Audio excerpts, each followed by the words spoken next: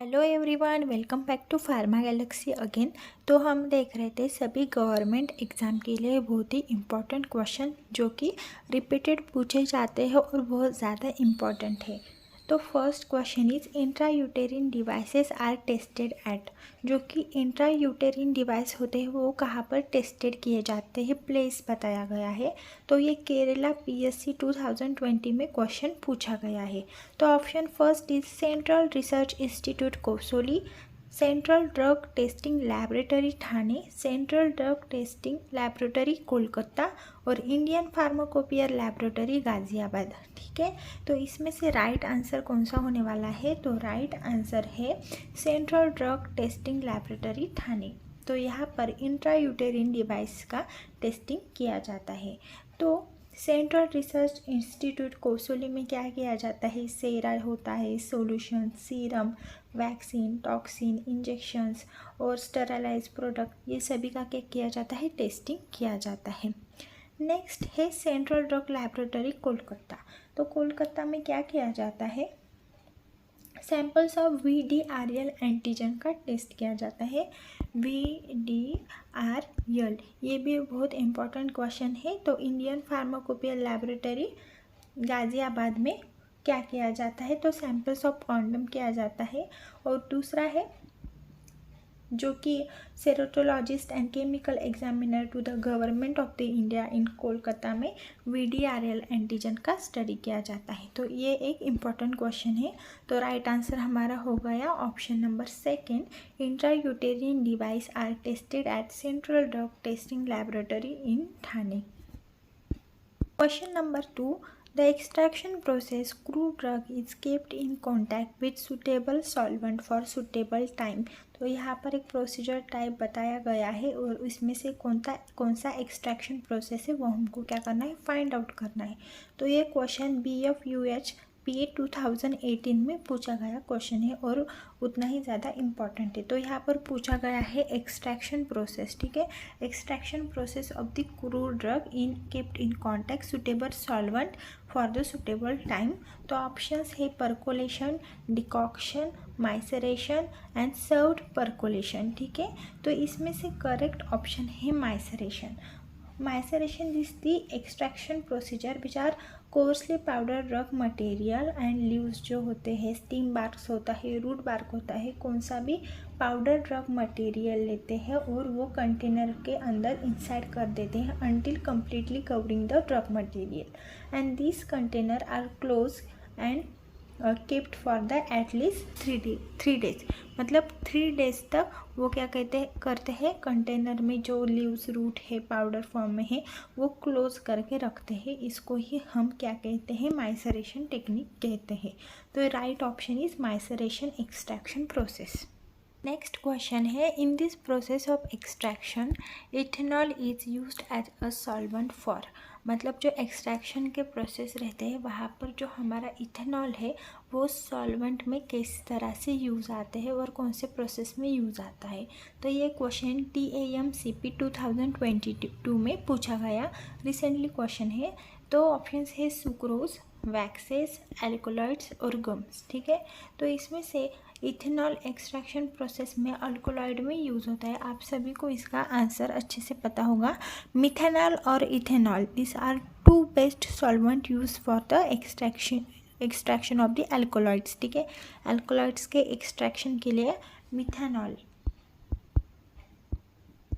और इथेनॉल हमारा सबसे ज़्यादा यूज़ होता है। और मिथेनॉल और ethanol solvent pull off the all alkaloids out of the crude sponge material. ठीक है, तो इस तरह से कुछ प्रोसेस होता है वहाँ पर आपको पता है। एक्सट्रैक्शन प्रोसेस में इथेनॉल डाला जाता है और सेंट्रीफ्यूगेशन होता है, वहाँ पे डीवांटेड मायोमास होता है। फिर क्या होता है? सेंट्रीफ्यूगेशन होने के बाद फिल्ट्रेशन होता है, एक्सट्रैक्ट फिल्टर आउट करते हैं और बाद में हम क्या करते हैं? डिस्टिलेशन करते हैं। तो सब वैक्सेस ऑफ लिपिड बाहर हो जाता है। एक्सट्रैक्शन प्रोसेस कम्प्लीटली पॉसिबल हो जाता है using the ethanol and methanol in alkaloid process. So next question is tumbling plus sharing is the mechanism of which mixer equipment. Pharmaceutical engineering में से ये क्वेश्चन पूछा गया है। तो टम्बलिंग एंड शेयरिंग एक इक्विपमेंट का मैकेनिज़्म है, वो मिक्सर है। तो कौन सा मिक्सर इसमें से है वो फाइंड आउट करना है। सो वी-कोन blender, rubber blender, fluidised mixer और जिगजैग टाइप ऑफ मिक्सर।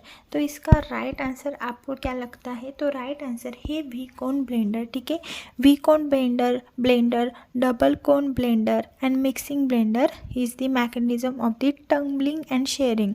देखो, वी-कोन होता है, डबल कोन होता है और ब्लेंडिंग होता है। ये तीनों का मैकेनिज्म होता है टम्बलिंग और शेयरिंग। और उसमें कौन सा नेचर ऑफ द मिक्सर होता है? सेंट्रीफ्यूगल फोर्सेस में यूज़ किया जाता है। तो नेक्स्ट है फ्लूइडाइज मिक्सर। तो फ्लूइडाइज मिक्सर में मैकेनिज्म होता है air supported blending is the mechanism of the fluidize mixer. Zigzag type of mixer, zigzag type और बैरल टाइप भी उसका मैकेनिज्म क्या होता है? Rotating shell with the rotating blade, मतलब उसमें ब्लेड्स और शेल्स होते हैं, उसके थ्रू वो मैकेनिज्म होता है और वो लार्ज स्केल में किया जाता है। और फ्लूइडाइज मिक्सर का एयर मिक्सर में नेचर ऑफ मिक्सर होता है। और नेक्स्ट है रबर ब्लेंडर। तो रबर ब्लेंडर जैसे कि रबर ब्लेंडर में कौन सा आते हैं? तो रबर ब्लेंडर में sigma blender, rubber blender, planetary paddle, ये एक स्टैटिस्टिक मिक्सर्स होते हैं। ठीक है, उसका मैकेनिज्म होता है stationary shell and rotating blade. ठीक है, तो इसका राइट आंसर क्या है? टम्बलिंग एंड शेयरिंग का V cone blender is the right answer. तो नेक्स्ट क्वेश्चन है the most commonly used mixer for mixing the semi solid. जो सेमी सॉलिड हमारा रहता है उसमें कौन सी मिक्सर मोस्टली यूज़ किए जाते हैं? तो ये क्वेश्चन HPSSB 2020 में पूछा गया है। तो ऑप्शन फर्स्ट है sigma arm mixer, option second planetary motion mixer, option third agitator mixer और ऑप्शन डी है टम्बलर मिक्सर। तो इसका राइट आंसर होगा ऑप्शन सी एजिटेटर मिक्सर। ठीक है, agitator mixer this are most commonly used for the mixer of mixing the semi solid. क्योंकि इसमें क्या होता है, एजिटेटर मिक्सर में 2 टाइप्स ऑफ मिक्सर्स आते हैं, प्लेनेटरी मोशन मिक्सर और दूसरा आता है सिग्मा ब्लेड मिक्सर, जिसको ही हम कहते हैं जेड ब्लेड डबल कोन मिक्सर। ठीक है, तो इसमें क्या होता है, एंकर टाइप ऑफ पैडल्स होते हैं which provide the pulling and pulling action provide होता है। इसमें पेस्ट, ऑइंटमेंट, पील मास, ये सारी चीज़ों का हम यूज़ कर सकते हैं और एजिटेटर मिक्सर इसमें यूज़ होता है। और पील मास, ऑइंटमेंट और मोस्ट इम्पॉर्टेंट है टैबलेट ग्रैनुलेशन मास के लिए भी ये मिक्सर हम यूज़ करते हैं।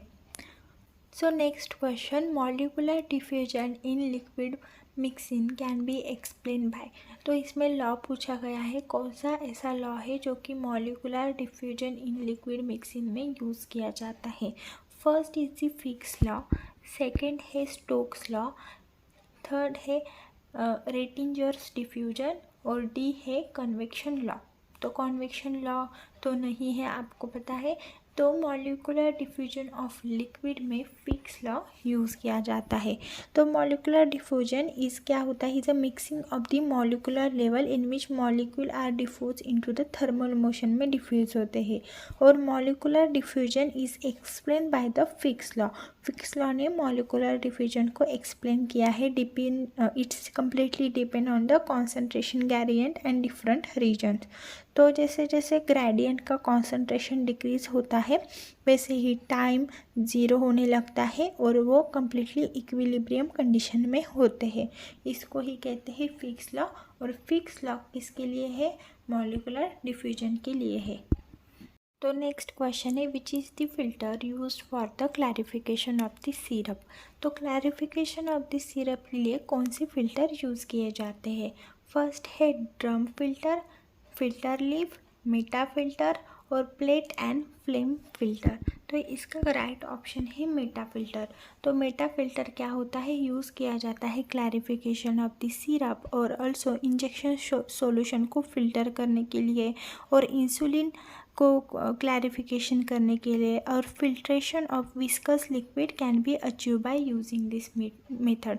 तो आपको याद रखना है Meta filter, clarification of the syrup, injection solution, insulin और जो विस्कस लिक्विड होते हैं, ये सारी चीज़ों के लिए मेटा फिल्टर यूज़ किए जाते हैं फॉर द फिल्ट्रेशन पर्पज़।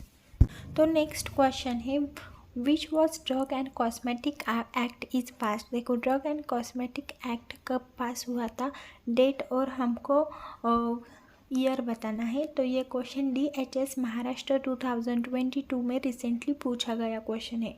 तो option first is 10 April 1940, next option है 7 मार्च 1948, 9 सितंबर 1994 और 10 अप्रैल 1919। तो आप सभी को पता है, इतना तो आपको याद रखना चाहिए 1940, तो बाकी के ऑप्शन देख के हम कैंसिल कर सकते हैं। तो राइट आंसर इज़ 10 अप्रैल 1940। इसमें पास किया गया था इंडिया से, और अमेंडमेंट कब हुआ था, 1955 में बाय द इंडियन पार्लियामेंट से। ठीक है, तो ड्रग एंड कॉस्मेटिक एक्ट के मेन ऑब्जेक्टिव क्या है, to regulate the and import and manufacturing, distribute and sale of the drug. This is the main objective for this drug and cosmetic act. तो आपको drug and cosmetic act pass कब हुआ था ये याद रखना है, 10 अप्रैल 1940, और बाद में अमेंडेड कब हुआ था, 1955 में।